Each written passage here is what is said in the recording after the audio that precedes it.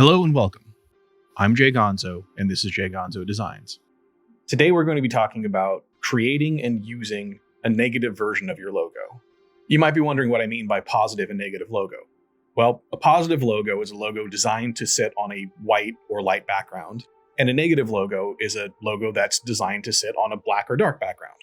These are a few logos that I designed recently that will help exemplify situations to consider when creating a negative logo. The first one is simple enough. You take the logo, put it on a black background, change the fill to white, and it works. There's no problem there.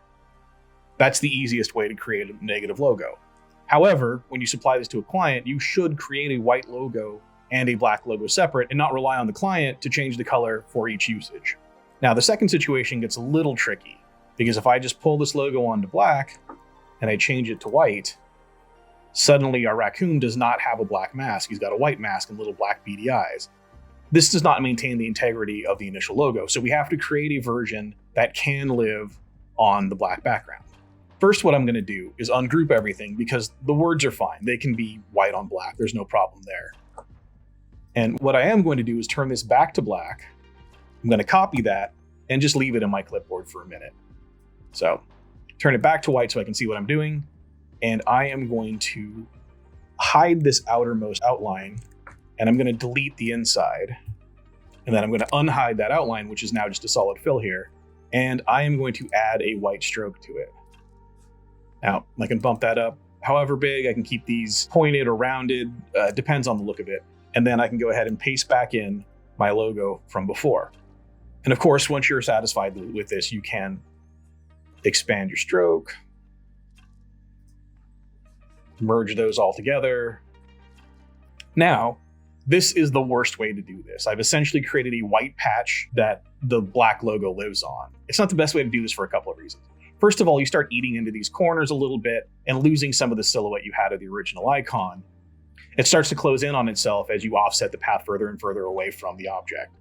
Secondly, a lot of the appeal of this logo is its simplicity. This company is a studio that is a creative space for creatives to come and work in, and part of the ethos of the brand is an ease of use, which is conveyed by the simplicity of the mark. Adding a second offset path to it busies the logo some and erodes at that ethos. So there's a better way to actually make this happen. Let's go ahead and back up a few steps. This time what we're going to do is copy him, and that will be saved in our clipboard. Now what we're going to do is go ahead and delete this outermost line, where we're left with just the inside white bits. And we're going to go ahead and do an exclude on the Pathfinder on those, so we have that. Now we're going to go ahead and hide him and then paste back in the original that we had. We're going to go ahead and change this color so we know what we're working with or which element we're working with. Just make it a slight blue or what have you. And we're going to go ahead and hide this outermost edge, and we're going to go ahead and delete the interior for now. We're going to go ahead and unhide everything. We take that blue and send it to the back, we can see that the white bits are still there. So now we're going to go ahead and make this an outline. I'm going to go ahead and make the color white. And we're going to go ahead and make sure that the stroke is only moving inward from that outermost edge. And we're going to go ahead and beef this up until it starts to touch the outermost edge. Now, this isn't perfect, but it gets you part of the way there. What I would do now is go ahead and expand this outline and delete out some parts here to maintain the clean silhouette of the previous icon. And then after a bit of refinement, this becomes a negative of this positive logo. That brings us to this logo. Now this logo is easy enough to pull onto a black background and make white. And at first glance, it seems like this isn't going to be an issue. However, if you look, when you turn the black lines white on this black background, they actually seem closer together than the black lines do on the white. This has to do with how the brain perceives dark and light colors. There's plenty of videos on it. I'm not going to get into it here.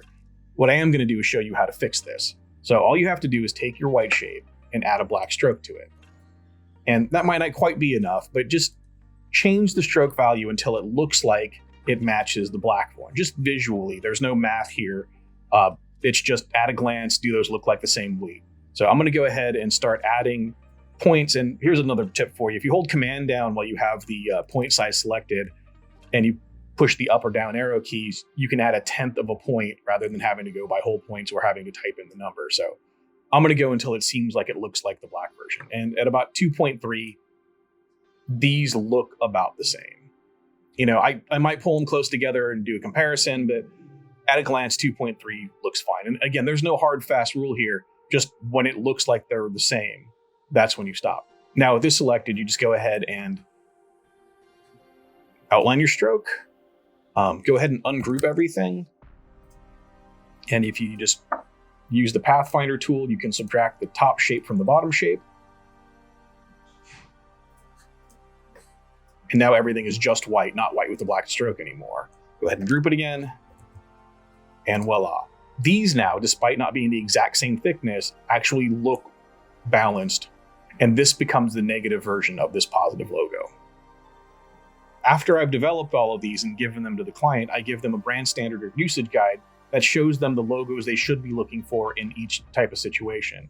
I try to impress upon my clients the importance and difference between the positive and negative logos and when to use each logo. I create brand standards and quick usage guides so they can at a glance see which logo they're looking for and the file name associated with it. I also put positive and negative into the file names, and hopefully they will understand the difference and use the correct one. I've always believed it's my job as a graphic designer to create a toolkit that I can then give to my clients so that they can become stewards of the brand. And I try to make that as turnkey for them as possible. I hope this makes sense. I hope this helped. Thanks for watching. Design like you mean it. Goodbye.